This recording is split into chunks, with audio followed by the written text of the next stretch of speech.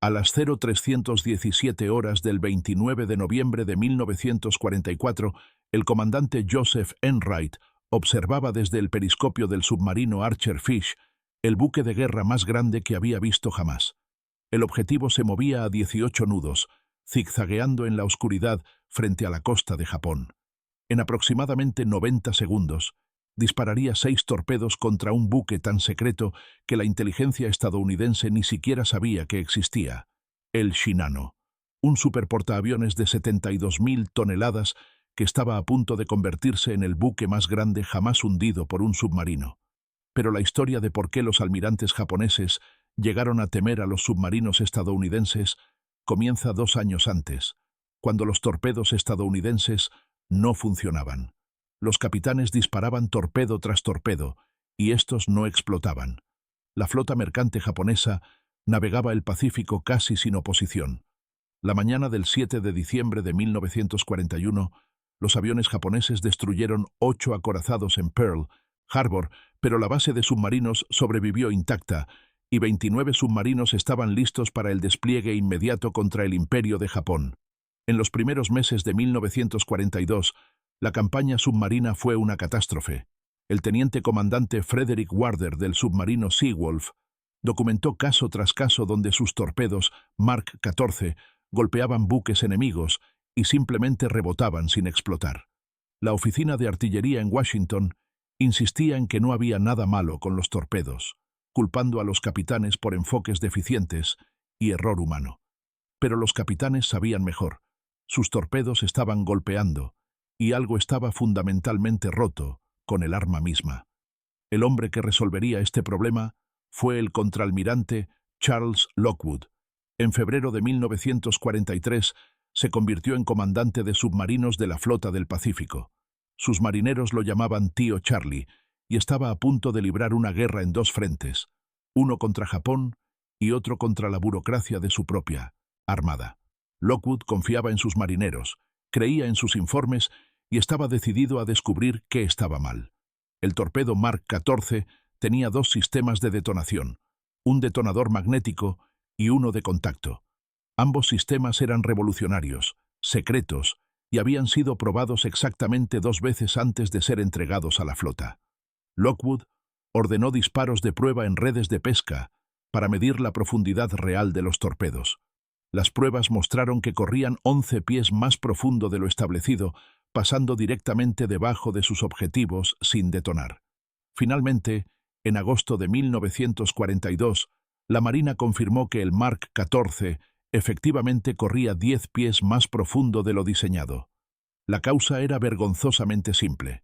Durante el desarrollo, el torpedo había sido probado con ojivas de práctica más ligeras que la versión de combate. La ojiva explosiva más pesada cambió el equilibrio del torpedo. Se implementaron modificaciones, pero los torpedos continuaban fallando. Algunos explotaban prematuramente, otros golpeaban el casco y no hacían nada.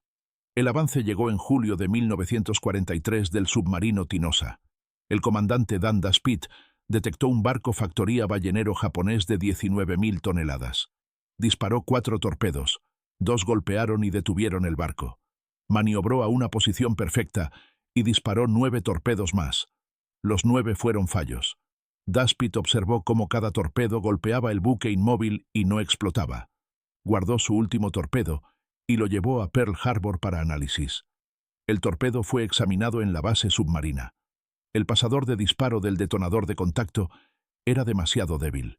Cuando un torpedo golpeaba un barco de frente, la fuerza del impacto era tan grande que el pasador se arrugaba antes de poder iniciar la cadena explosiva. Irónicamente, un disparo perfecto estaba casi garantizado para fallar.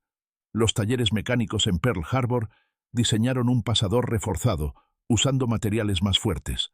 Para septiembre de 1943, los submarinos partían con el nuevo diseño. El Tío Charlie había ganado su guerra contra la oficina de artillería. La transformación fue inmediata y asombrosa. En 1942, los submarinos estadounidenses habían hundido aproximadamente 109 barcos japoneses. En 1944, hundieron 603 barcos mercantes, totalizando aproximadamente 2.7 millones de toneladas, más tonelaje que en los primeros 25 meses de la guerra combinados. La marina mercante japonesa estaba siendo sistemáticamente aniquilada. Lockwood entendió que hundir cargueros al azar no era suficiente. A fines de 1943 emitió nuevas órdenes. Los petroleros eran ahora la máxima prioridad. Japón había ido a la guerra por el petróleo. El embargo estadounidense de julio 1941 había dejado al imperio con aproximadamente 12 meses de combustible. Japón dependía de los campos petroleros de las Indias Orientales holandesas y debía transportarlo por mar sin alternativas terrestres. Los criptógrafos estadounidenses habían descifrado los códigos de navegación mercante japonesa. Lockwood posicionó sus submarinos en las rutas de navegación y los puntos de estrangulamiento. Cuando llegaban los petroleros, atacaban. Los resultados fueron catastróficos. De los 43 petroleros perdidos en los primeros 6 meses de 1944, 27 fueron hundidos por submarinos estadounidenses. Para finales de 1944, 2/3 de la flota petrolera japonesa había sido destruida. Las consecuencias estratégicas cascadearon a través de cada aspecto de las operaciones militares japonesas. El almirante Ozawa tuvo que reubicar toda la flota de portaaviones a Singapur, más cerca de las fuentes de petróleo. Esto significaba mover la flota miles de millas lejos de las batallas decisivas en el Pacífico Central. Las consecuencias fueron evidentes en junio de 1944 en la batalla del Mar de Filipinas. Los pilotos japoneses mal entrenados enfrentaron la masiva artillería antiaérea estadounidense. El resultado fue una masacre. En un día, Japón perdió 270 aviones. Los submarinos Albacore y Kabala hundieron los portaaviones Taiho y Shokaku. Esto nos lleva de vuelta al comandante Enright y el Shinano.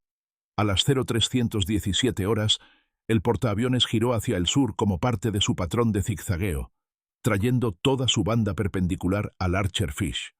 El rango era de 1400 yardas y el ángulo perfecto. Enright disparó 6 torpedos y 4 golpearon el barco.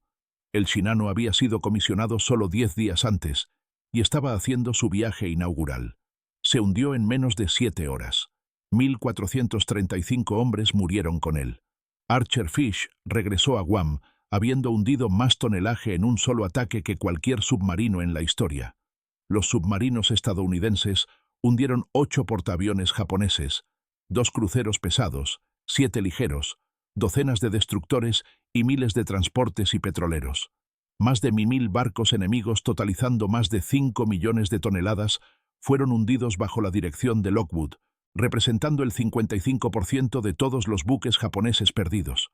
Los submarinos también mataron más de 97.000 soldados japoneses en el mar. Para principios de 1945, el suministro de petróleo de Japón había colapsado. El último petrolero llegó en marzo de 1945. Los buques de guerra no podían salir del puerto por falta de combustible. Los aviones permanecían en tierra sin gasolina. Los submarinos estadounidenses habían cortado las arterias de Japón, privando al imperio de los recursos que necesitaba para luchar. La guerra submarina había cumplido su objetivo. Japón estaba aislado, hambriento y derrotado.